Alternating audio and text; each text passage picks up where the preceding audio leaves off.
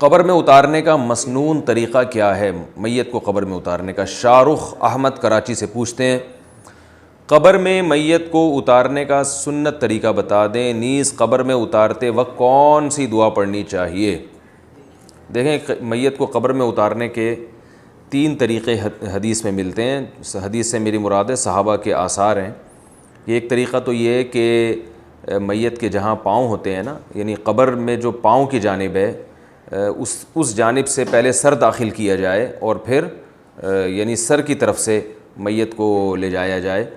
اور پہلے سر جائے گا قبر میں اور پھر پاؤں جائیں گے، کیونکہ میت کی پائنتی کی جانب سے آپ لے کر جا رہے ہیں میت کو۔ بعض صحابہ سے جو منقول ہے وہ یہ ہے کہ جو میت کا سر ہے اس طرف سے میت کو، یعنی قبر کا جو سرہانہ ہے اس طرف سے میت کو قبر میں داخل کیا جائے، میت کے پاؤں پہلے یعنی داخل ہوں گے اور پھر اس کے بعد اس کا سر داخل ہوگا میت کا، یعنی میت کے سرہانے کی طرف سے میت کو قبر میں داخل کیا جائے۔ اور تیسرا قول یہ بھی روایات میں ملتا ہے، جو نبی صلی اللہ علیہ وسلم کو کس طرح سے دفن کیا گیا، تو اس میں یہ جو روایت ہے اس میں یہ ہے کہ قبلے کی طرف سے، یعنی نہ پاؤں کی طرف سے نہ سر کی طرف سے، بلکہ جس طرف قبلہ ہے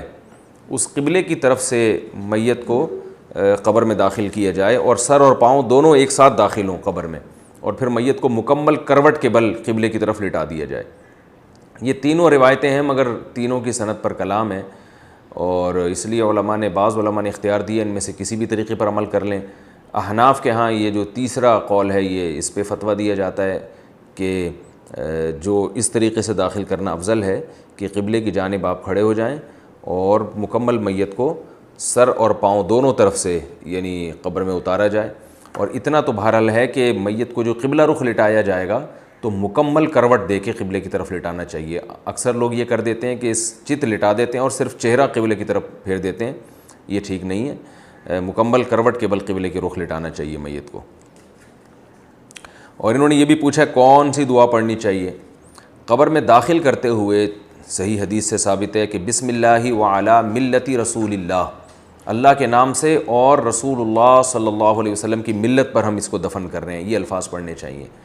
بسم اللہ وعلی ملت رسول اللہ۔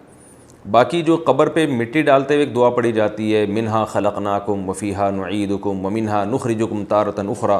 تو یہ کسی صحیح روایت سے یا مستند روایت سے یہ بات ثابت نہیں ہے۔